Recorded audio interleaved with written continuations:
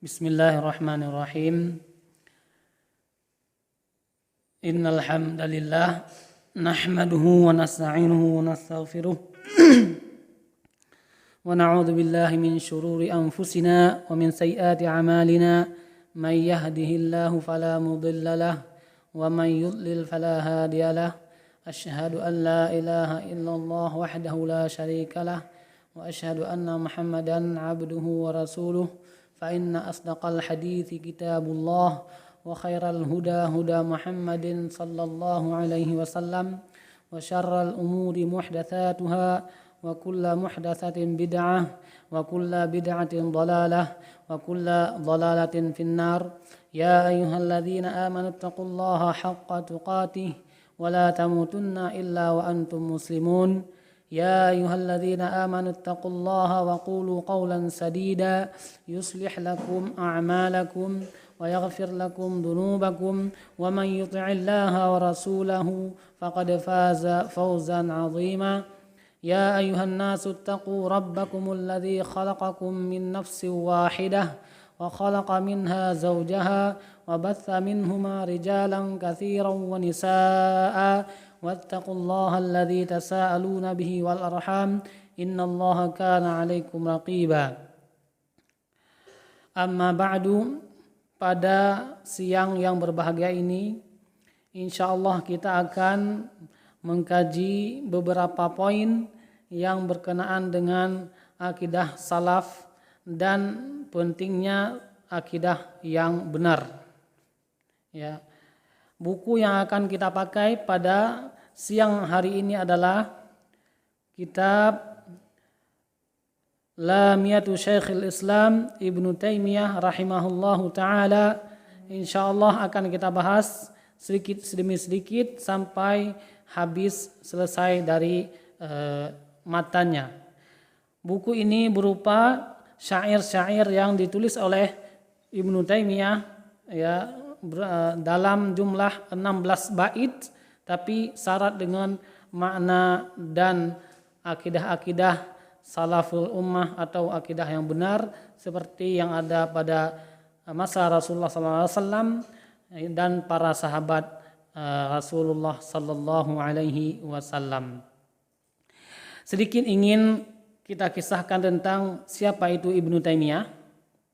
Ibnu Taimiyah adalah seorang ulama besar, ya, yang sudah mencakup ilmunya dalam ilmu fikih, ilmu hadis, menguasai ilmu faraid, ilmu kedokteran dan juga ilmu tafsir, ya, ahli dalam tafsir, ahli dalam akidah apalagi, ya, dan banyak sekali Ibnu Taimiyah itu menanggapi pendapat-pendapat yang menyimpang dari akidah salaf dan Rasulullah sallallahu alaihi wasallam. Ya, Ibnu Taimiyah adalah seorang keluarga atau seorang anak dari bapak beliau, ya. Beliau Ibnu Taimiyah seorang ulama dan juga bapak beliau seorang ulama besar dan juga nenek beliau seorang ulama besar dalam mazhab Hambali yang berakidah dengan akidah Ahlussunnah wal Jamaah seperti yang diyakini oleh Rasulullah sallallahu alaihi wasallam pada masa kenabian dan para sahabat semuanya. Salawatullah ala an-nabi sallallahu alaihi wasallam wa radhiyallahu anhum wa anis sahabah wa man sara ala nahji ila yaumil qiyamah. Ya. Jadi Ibnu Taimiyah ini adalah salah satu bendera sunnah atau mujaddid, ya, yang memperbaharui sikap dan akidah Ahlussunnah wal Jamaah, ya, dalam bab keyakinan kita terhadap Rasulullah, keyakinan kita terhadap Al-Quran dan keyakinan kita terhadap Islam, ya. Kemudian Ibnu Taimiyah ini adalah seorang yang zuhud, yang tidak suka dengan perkara-perkara yang halal, yang mubah, ya. Beliau hanya mengambil sedikit yang mubah untuk melanjutkan hidup beliau dan sangat jauh dari perkara-perkara yang haram, yaitu dengan sifat waraknya beliau, ya. Ahli Ibnu Taimiyah juga seorang yang paling banyak berdoa, supaya mendapatkan taufik dan hidayah dan pemahaman dalam agama ketika beliau mendapatkan hal-hal yang sulit dan hal-hal yang susah dipahami dalam masalah-masalah agama. Ya, Ibnu Taimiyah juga seorang yang pendekar, ya, yang pemberani, ya, sampai-sampai pemimpin Mongol salut sama beliau karena beliau berani, ya, menantang pemimpin Mongol pada masa beliau. Ya. Dan juga yang dimiliki oleh Ibnu Taimiyah adalah hafalan beliau yang sangat kuat. Ya, dikisahkan Ibnu Taimiyah, ya, ada seorang syekh ulama datang dari negeri jauh menemui Ibnu Taimiyah pada waktu kecilnya. Syekh itu mendiktekan kepada beliau beberapa hadis, ya. Setelah didiktekan sekali, kemudian Ibnu Taimiyah langsung mengulangnya tanpa disuruh, nah, sekali baca langsung bisa menghafal. Dan ingatan Ibnu Taimiyah adalah ingatan yang sangat kuat, ya, sulit untuk dilupakan. Ibnu Taimiyah seseorang yang punya ingatan yang sulit untuk melupakan sesuatu yang dia baca, ya. Ketika beliau masih kecil diajak sama ayahnya untuk berekreasi ke suatu tempat, beliau menolak, ya. Ketika beliau sudah pulang, ya, ayah beliau pulang dari rekreasi, kemudian Ibnu Taimiyah menunjukkan sebuah kitab yang telah beliau hafal seharian. Kemudian Ibnu Taimiyah bacakan di depan ayahnya. Kemudian ayahnya mengatakan, "Wahai anakku, janganlah engkau kisahkan hal ini kepada orang lain." Karena ayahnya takut pada beliau terjadi hasad atau penyakit ain dari orang-orang yang dengki. Ya, itulah sekelumit sedikit dari pelajaran dan sejarah Ibnu Taimiyah. Ya, dan banyak sekali hal-hal yang belum kita sebut, tidak bisa kita sebutkan di sini karena Ibnu Taimiyah adalah seorang imam mujtahid, ya, yang sudah martabatnya sudah mujtahid, ya. Ya, semua ilmu dia kuasai kecuali sedikit, ya. Pada masa beliau Ibnu Taimiyah adalah orang-orang yang paling berilmu di antara para ulama, ya. Ada seorang ulama yang mengatakan pada masa beliau Ibnu Taimiyah enggak akan mendapatkan seperti dirinya. Maksudnya dalam keilmuan beliau, ya. Kemudian kita masuki pada kajian kita hari ini. Semoga kita diberkahi oleh Allah Subhanahu wa taala, ya, dan dijaga dari kesalahan-kesalahan kita. Bismillahirrahmanirrahim.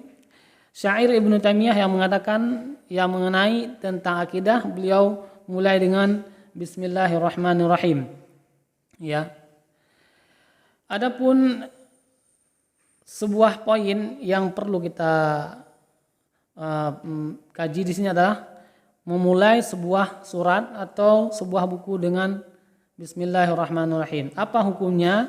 Dalam syariat, hukum memulai surat dengan Bismillahirrahmanirrahim adalah sunnah, dan ini adalah manhaj atau metode Allah Subhanahu wa taala dalam penulisan Al-Qur'an. Al-Qur'an semuanya, ya, dari surat Al-Fatihah sampai surat An-Nas kecuali surat At-Taubah dimulai dengan Bismillahirrahmanirrahim. Ini adalah sebuah wahyu isyarat bahwa kita dianjurkan untuk menulis surat dimulai dengan Bismillahirrahmanirrahim, ya.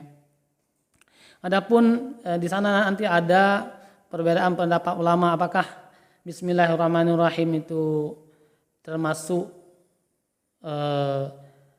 surat tersebut seperti Al-Fatihah atau bukan dari surat tersebut, ya. Itu ada pendapat yang berbeda dan sangat panjang, ya. Walhasil, yakni semua ulama bersepakat, ya, bahwa Bismillahirrahmanirrahim termasuk dari surat An-Naml, di surat An-Naml. Wa innahu Bismillahirrahmanirrahim dalam surat An-Naml, ya. Dan juga ulama bersepakat bahwa surat At-Taubah tidak dituliskan Bismillahirrahmanirrahim. Adapun dari surat-surat lain seperti surah Al-Fatihah dan lain-lain, banyak ulama memperselisihkan masalah Bismillahirrahmanirrahim, ya. Kalau dalam mazhab Syafi'i misalnya misalnya dalam surah Al-Fatihah maka bismillah termasuk dari surat bismillah. Tapi dalam mazhab Hambali ya yang paling benar mereka mengatakan bismillah bukan dari surah Al-Fatihah. Makanya tidak asing kita mengatakan kalau imamnya Imam Syafi'i dia mengatakan kalau imamnya ya, imam salat dari kalangan Syafi'iyah, mazhab Syafi'i dia membacakan bismillahirrahmanirrahim jelas di surah Al-Fatihah. Tapi kalau ya imam salatnya dari mazhab Hambali dia tidak membacakan Al-Fatihah ketika tidak membacakan bismillah ketika membacakan Al-Fatihah. Ya, ini salah satu pendapat dan perbedaan ulama dalam bismillahirrahmanirrahim. Ya. Adapun hadis yang mengatakan kullu amrin zi balin la yubda'u fihi bismillah fa huwa abtar ajzam. Ya.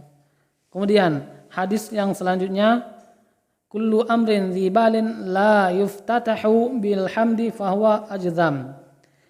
Hadis ini adalah hadis yang lemah, ya, yang lemah, ya, dengan semua jalur periwayatannya, ya, sudah dilemahkan oleh kebanyakan para ulama. Ya, adapun ada sedikit lafadz alhamdu yang dihasankan, dibaguskan oleh Imam Nawawi, Ibnu Salah, ya, pada lafadz alhamdu saja, ya. Dari hadis kullu dhi amrin la yuftathu bil hamdi, ya, bil hamdi saja, ya. Ya, adapun pegangan kita dalam menulis surat itu adalah Al-Quran. Al-Quran semua surat dimulai dengan bismillahirrahmanirrahim kecuali surat At-Taubah. Ya. Jadi hadis ini tidak bisa kita pegang, tapi kita pegang apa? Yaitu amalnya Rasulullah SAW. Ya, Rasulullah SAW ketika mengirim surat kepada Kisra, Kaisar, ya, Ghasasinah, ya, kemudian ke Raja Mesir, ya, kemudian ke raja-raja yang lain, Rasulullah SAW selalu menuliskan bismillahirrahmanirrahim terlebih dahulu baru menulis teks suratnya. Itulah salah satu pengamalan dan sunnah yang benar dari Rasulullah SAW. Adapun hadis yang saya sebutkan tadi adalah hadis yang lemah. Ya. Arti dari hadis ini adalah setiap perkara yang punya kepentingan, ya, la yubda'u fihi bi bismillahi fa huwa abtar ajzam. Tidak dimulai dengan bismillah maka dia adalah terputus, ajzam, terputus juga, ya. Jadi ini adalah hadis dhaif, tidak bisa kita pegang. Kemudian hadis selanjutnya kullu dhi amrin la yuftatahu bil hamdi fa huwa ajzam. Semua perkara yang penting tidak dimulai, tidak dibuka dengan bil hamdi, maka ini adalah terputus. Ini juga hadis yang lemah, ya, seperti yang kita ceritakan barusan. Kemudian apa itu bismillahirrahmanirrahim? Apa artinya? Secara ringkas kita akan menjelaskan sedikit bismillahirrahmanirrahim. Ba di sini untuk isti'anah, yaitu meminta pertolongan dari Allah Subhanahu wa taala dalam menulis surat, dalam membaca Al-Quran, membaca hadis dan sebagainya. Ba di sini untuk meminta pertolongan dari Allah Subhanahu wa taala. Ya, semua pekerjaan kita dianjurkan oleh Islam untuk memulai dengan bismillahirrahmanirrahim, yaitu dengan meminta pertolongan dari Allah Subhanahu wa taala. Ismullah, yaitu nama Allah. Kita memulai semua perkara dengan nama Allah Subhanahu wa taala. Ya, ini disebutkan dalam hadis banyak sekali. Ya, banyak sekali seperti pekerjaan Rasulullah SAW. Ya, seperti kita hendak makan. Rasulullah SAW bersabda, ya ghulam sambillah, wa qul biyaminik. Wahai anak bocah, makanlah dengan bismillah dan memakai tangan kanan, ya. Wa qul biyaminik. Kemudian Allahu adalah lafzul jalalah, yaitu nama Rabbul Alamin, Tuhan semesta alam, ya, yang disembah oleh makhluknya, ya. Semua menyembah Allah Subhanahu wa taala. Allah itu asalnya, ada yang mengatakan ada asalnya, asal katanya, ada yang mengatakan tidak ada asal katanya. Ya. Kebanyakan ulama mutakhirin mengatakan ada asalnya, yaitu alaha ya alahu ilahatan. Ya, artinya abada ya abudu ibadah, artinya menyembah. Al-ilah artinya al-ma'luh, yaitu yang disembah oleh makhluknya. Ya, Allah yang disembah oleh makhluknya. Adapun orang yang mengatakan Allah itu tidak ada asal katanya adalah seperti Imam Syafi'i, Al-Khattabi, ya, dan Sibawayh, kemudian Abul Aswad, ya, gurunya Imam Sibawayh, ya, mengatakan tidak ada asal katanya. Ya, di antara imam yang mengatakan ada asal katanya adalah Ibnu Taimiyah rahimahullahu taala. Kemudian Ar-Rahman Ar-Rahim. Ar-Rahman artinya yaitu salah satu nama Allah Subhanahu wa taala, ya, yang artinya Maha Pengasih kepada kaum muslimin dan kepada kaum yang kafir, ya, orang Yahudi, Nasrani dan sebagainya. Ya, Allah sangat Maha Pengasih di dunia. Ya, kalau Ar-Rahman hanya pengasih, Maha Pengasih di dunia. Ya. Adapun Ar-Rahim adalah Maha Penyayang. Di sini dua nama ini punya sifat, yaitu Ar-Rahmah, ya. Adapun rahmahnya dari Ar-Rahman, rahmat Allah dari Ar-Rahman mencakup orang kaum muslimin dan kaum kafir. Adapun Ar-Rahim, rahmatnya Allah hanya mencakup kaum muslimin di dunia dan di akhirat. Jadi Ar-Rahim lebih khusus dan Ar-Rahman lebih umum. Ya, ini adalah salah satu dan dua dari nama-nama Allah yang begitu banyak. Nama Allah itu banyak. Ya, yang pertama misalnya Ar-Rahman, Ar-Rahim, Al-Mulk, Al-Malikul Quddus, Salamul Mu'minul Muhaimin, Al-Azizul Jabbarul Mutakabbir, Subhanallahi amma yusyrikun, dalam surat Al-Hasyr. Nama Allah itu banyak, ya, disebutkan dalam hadis, ya, inna lillahi tis'an wa tis'una isman mi'ah illa wahid man ahsaha dakhalal jannah. Allah itu punya 99 nama, 100 kecuali satu, ya, barang siapa yang menghafalnya akan masuk surga. Menghafalnya artinya adalah dengan mengamalkannya, ya, mentadabburinya, memahami maknanya dan mengajarkan kepada orang lain. Nama-nama Allah yang paling terbaik ini, ya. Dan juga hal berikutnya adalah nama-nama Allah yang kita tahu dalam Al-Qur'an dan hadis ada 99. Adapun pada dasarnya nama Allah itu lebih banyak daripada 99 berdasarkan hadis, awis ta'sarta bihi fi ilmil ghaibi 'indak, atau saya berdoa dengan nama Engkau wahai Allah yang Engkau simpan di Lauhil Mahfuz. Itu hadisnya yang mengatakan bahwa nama Allah lebih dari 99. Tidak ada yang tahu kecuali Allah Subhanahu wa taala. Ya. Qala Syekhul Islam Abdul Abbas Ahmad bin Abdul Halim Ibnu Taimiyah Al-Harrani. Ya, Ibnu Taimiyah ini lahir di kampung namanya Al-Harran. Kemudian nama beliau adalah Ahmad bin Abdul Halim Ibnu Taimiyah. Ya, julukan beliau Abul Abbas. Ibnu Taimiyah ini adalah keluarga beliau. Ya, jadi nenek Imam Ahmad bin Abdul Halim adalah Ibnu Taimiyah. Ya. Kemudian kita masuk ke teksnya, ya, yang membahas tentang akidah Ahlus Sunnah wal Jamaah, ya, sesuai dengan pemahaman Nabi SAW dan para sahabat, dan juga orang-orang yang mengikuti para sahabat beserta Nabi sampai hari kiamat. Ya. Masalah akidah adalah masalah yang sangat inti dalam Islam. Ya. Kalau tanpa akidah orang bisa menyimpang, ya, menyimpang ke kanan, menyimpang ke kiri, ya, tidak lurus agamanya, tidak benar pemahamannya. Ya. Di antara salah satu pemahaman yang benar dalam Islam adalah memegang Al-Quran sebagai pedoman dalam hidup, ya, memegang wahyu Al-Quran dan hadis sebagai aturan utama yang paling utama dalam kehidupan kita. Ya. Dan aturan yang paling inti, ya, yang paling inti dan diutusnya para nabi kepada umat manusia adalah aturan akidah, yaitu mengenal Allah, mengenal Rasulnya, dan mengenal agama Islam beserta butiran-butiran akidah yang lain. Ya. Di sana banyak sekali butiran akidah atau poin-poin akidah yang harus kita ketahui.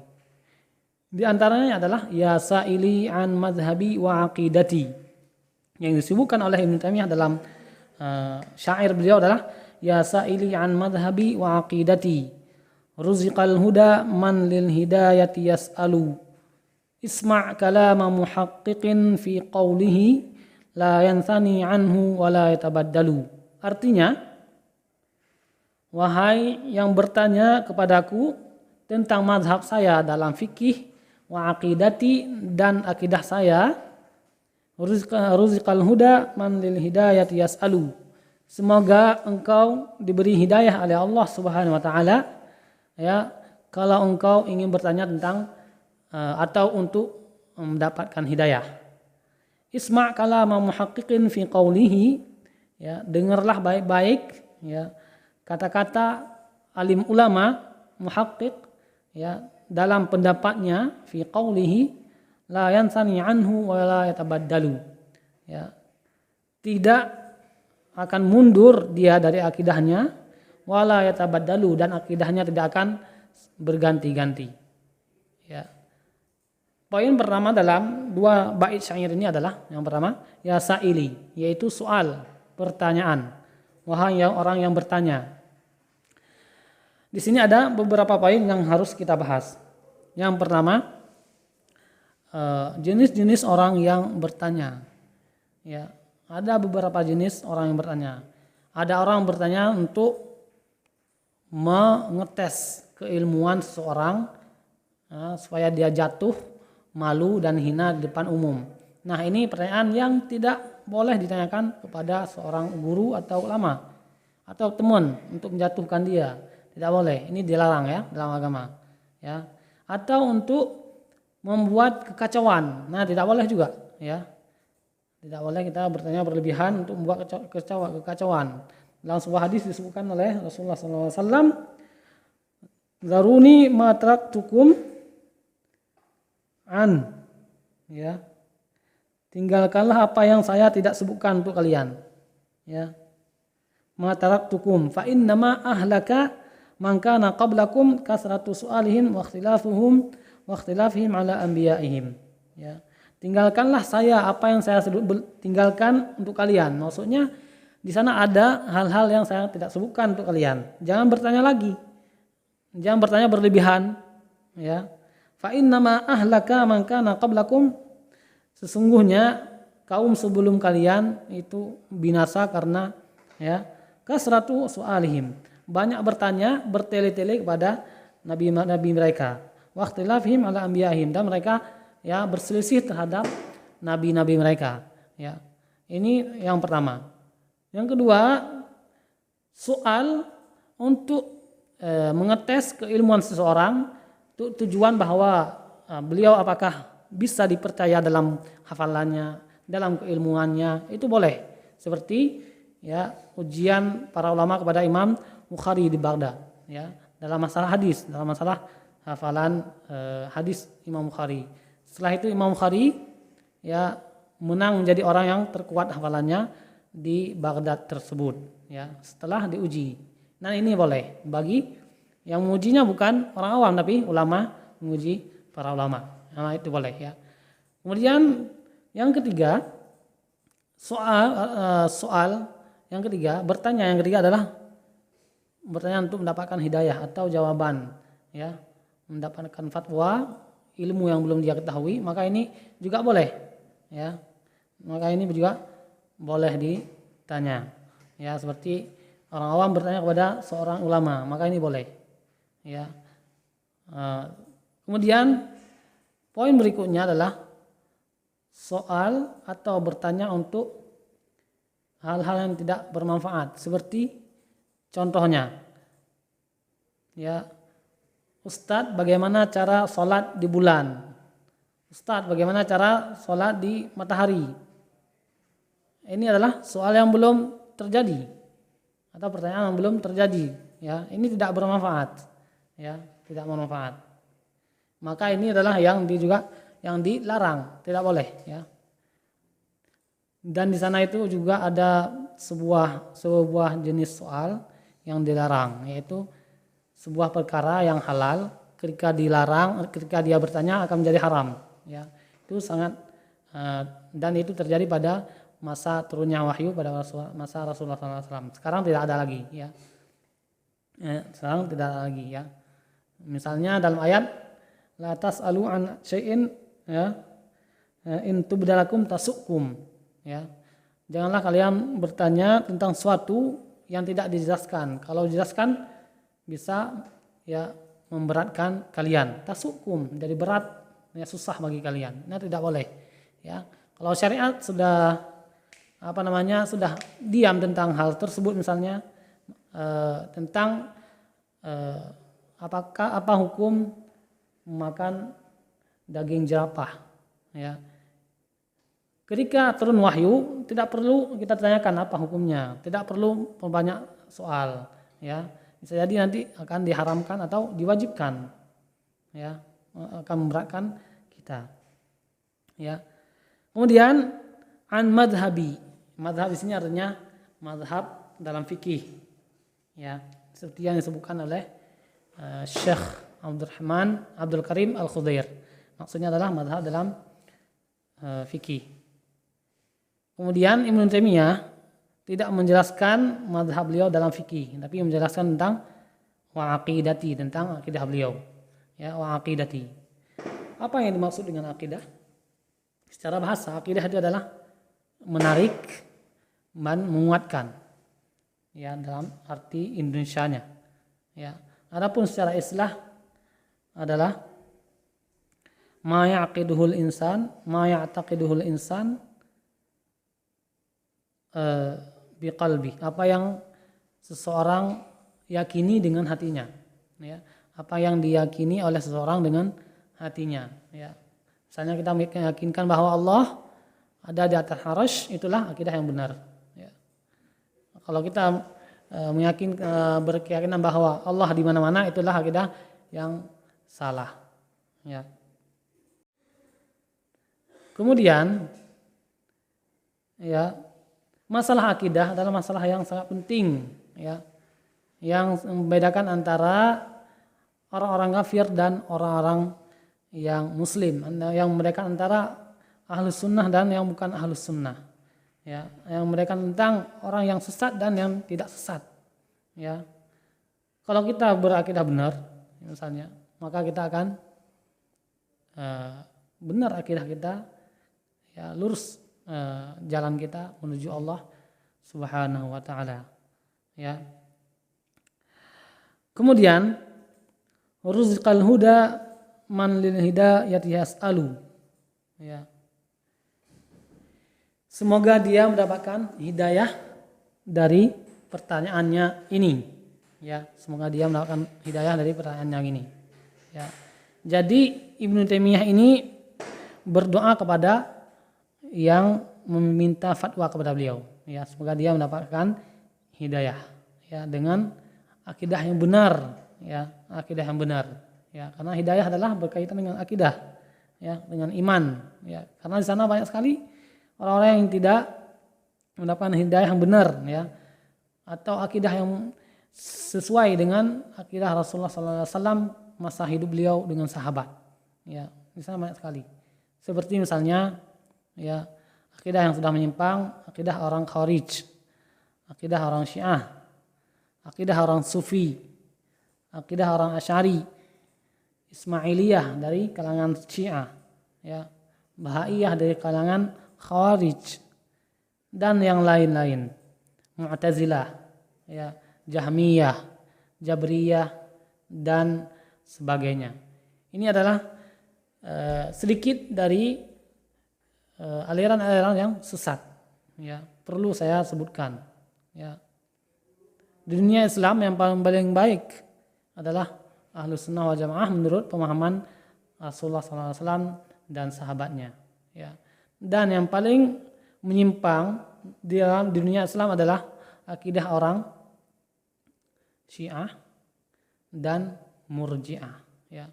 Apalagi Syiah yang berlebihan dalam menuhankan Ali bin Abi Thalib. Ya. Kemudian sekte-sekte yang lain menuhankan imam-imam mereka. Ya. Ini tidak boleh. Sampai ada kalangan Syiah yang menuhankan Ali bin Abi Thalib, mengatakan Ali bin Abi Thalib adalah Tuhan, ya, Tuhan. Nah, ini berlebihan dan sangat ghulu, ya. Padahal Ali bin Abi Thalib adalah seorang manusia dan sahabat Rasulullah SAW radhiyallahu anhu wa anhum. Ya.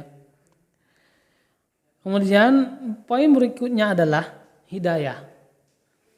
Kita ingin memperdalam sedikit dalam masalah hidayah. Apa itu hidayah? Ya.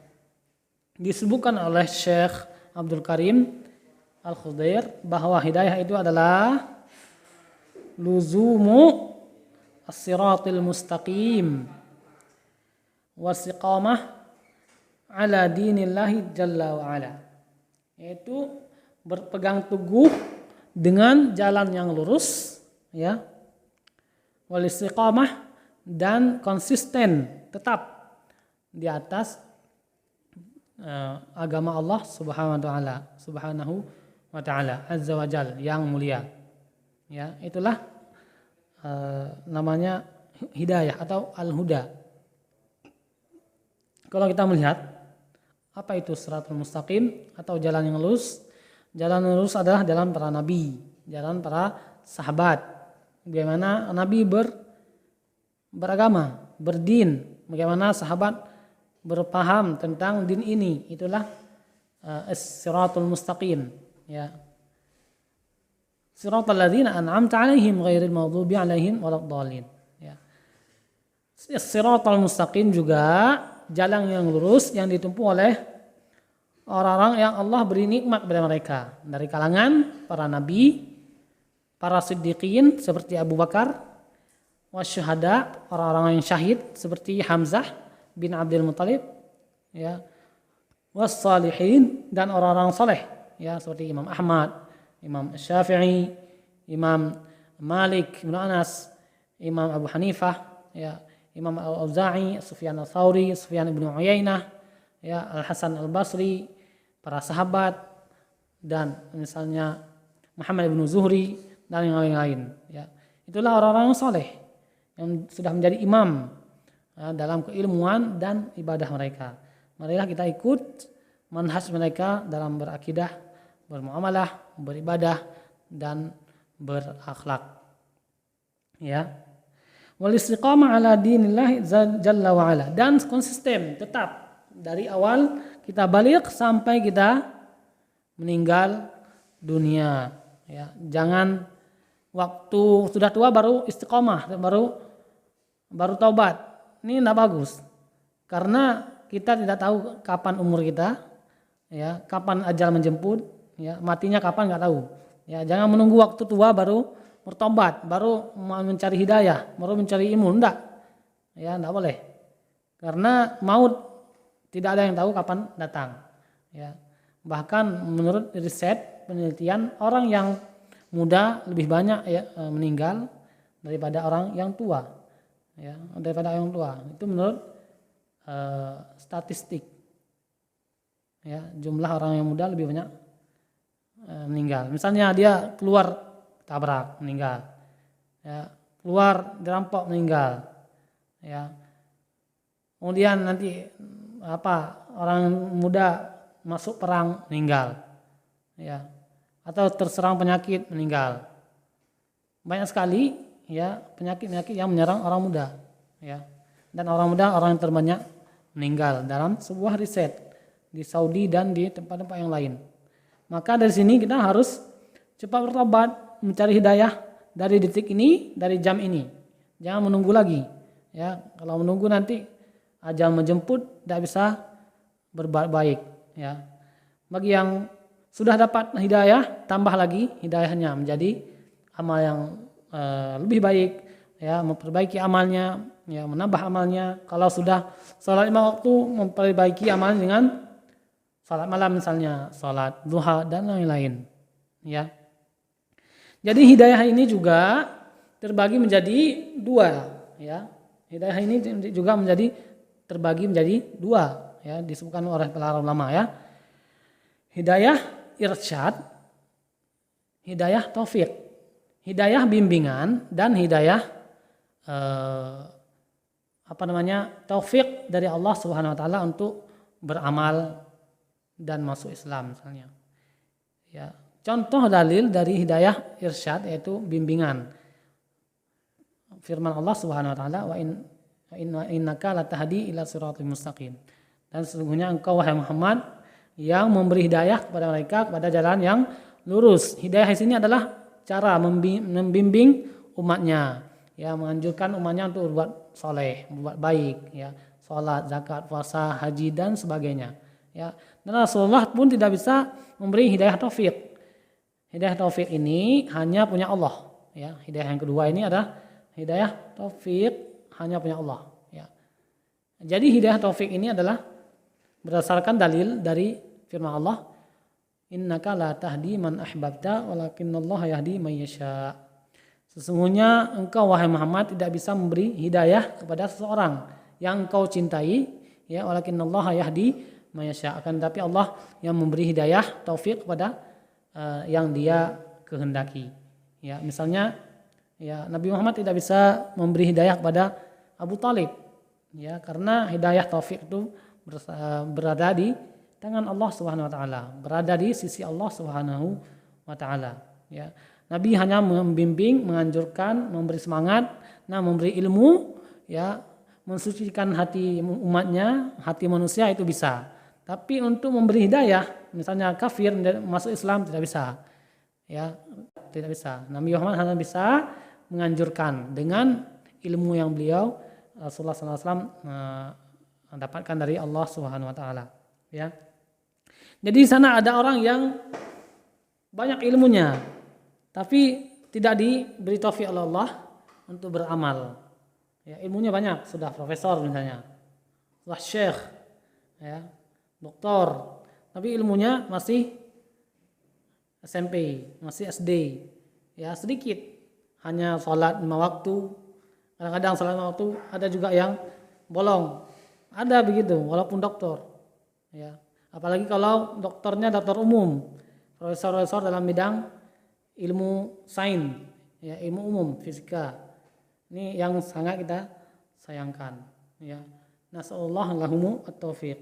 Kita berdoa kepada Allah untuk mereka mendapatkan taufik darinya Subhanahu wa taala, ya. Man lil hidayati yas'alu. Nah, di sini, ya, diulangi lagi, yas'alu yaitu bertanya, ya.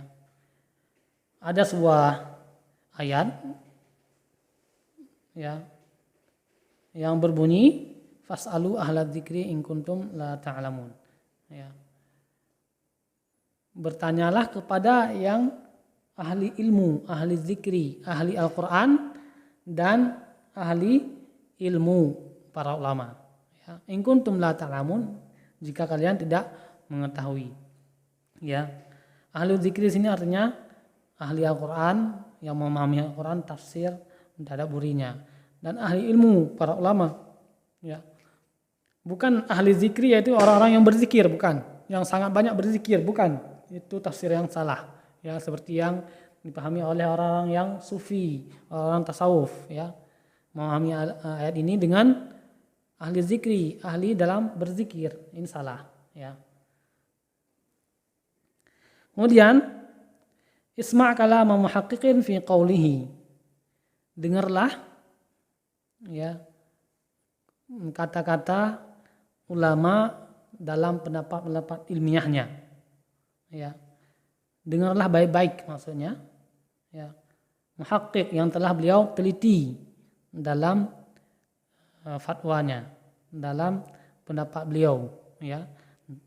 Yang dimaksud di sini adalah masalah akidah, ya, masalah akidah. La yamthani anhu wa la yatabaddalu, ya. Dan fatwa ulama ini adalah tidak ada yang bisa kita ganti atau akidah ini tidak diganti oleh para ulama. Ulama tidak mundur dari akidah yang benar, ya, tidak meninggalkan akidah yang benar, tidak membelok dari akidah yang salaf, ya. Jadi para ulama itu sangat tegar, teguh, konsisten dengan manhaj yang benar, akidah yang benar, tauhid yang lurus, ya, bukan tauhid yang dipahami oleh orang-orang filsafat, ya, bukan tauhid yang dipahami oleh orang sufi, ya, bukan tauhid yang dipahami oleh orang yang menyimpang, tidak, bukan, ya. Tauhid yang benar adalah mengesahkan Allah dari segala peribadatan, ya, menuju Allah Subhanahu wa taala, ya. Tidak berdoa kepada makhluk, tidak menyembah kepada makhluk, tidak menyembelih kepada makhluk, ya, tidak menyembah kuburan, tidak menyembah batu, pohon dan sebagainya. Ya, kalau kita berdoa kepada kuburan misalnya, seperti yang dilakukan oleh orang sufi di Indonesia dan yang lain, maka itu adalah sebuah bentuk ibadah. Ya, ibadah, ya, sesuai sabda Rasulullah SAW, ad-du'a huwal ibadah. Ya, hadis ini adalah hadis yang bagus, jayyid. Ya, doa itu adalah ibadah. Ya, dalam hadis yang lemah lain dikatakan doa mukhul ibadah. Doa itu adalah otaknya ibadah. Ya, tapi ini lemah hadisnya. Yang tadi doa wal ibadah adalah doa adalah ibadah, itu adalah hadis yang bagus, jayyid, ya, dalam ahli hadis. Ya. Jadi maksudnya adalah doa itu adalah sebuah ibadah. Tidak boleh kita, ya, berdoa kepada orang mati karena ini ibadah, ya. Ibadah hanya diperuntukkan kepada Allah Subhanahu wa taala yang esa, ya. Tidak boleh kita tujukan kepada selain Allah Subhanahu wa taala, ya. Allah maknanya al-ma'bud, al-ma'luh, yang disembah, yang diibadahkan, ya, yang esa, satu, ya. Kalau kita menyembah Allah, menyembah kuburan atau berdoa kepada kuburan, maka telah beribadah kepada Allah dan beribadah kepada kuburan. Artinya apa? Syirik, sekutu, menjadikan bagi Allah sekutu, ya. Maka ini tidak boleh, ya. Makanya Ahlus Sunnah wal Jamaah tidak akan mundur dari akidah yang benar, dari akidah yang salaf, ya, dan tidak merubah, mengganti akidah yang benar dengan akidah yang tidak benar atau sesat. Tidak mungkin, karena ini akidah yang dipegang, diyakini oleh Rasulullah SAW dengan para sahabat beliau sallallahu alaihi wasallam, ya. Jadi yang paling penting dalam agama Islam adalah akidahnya. Tidak diutus seorang nabi kecuali dengan memperbaiki akidah yang pertama kali, ya. Ya, walaqad ba'atsna fi kulli ummatin rasulan an i'budullah wajtanibut taghut.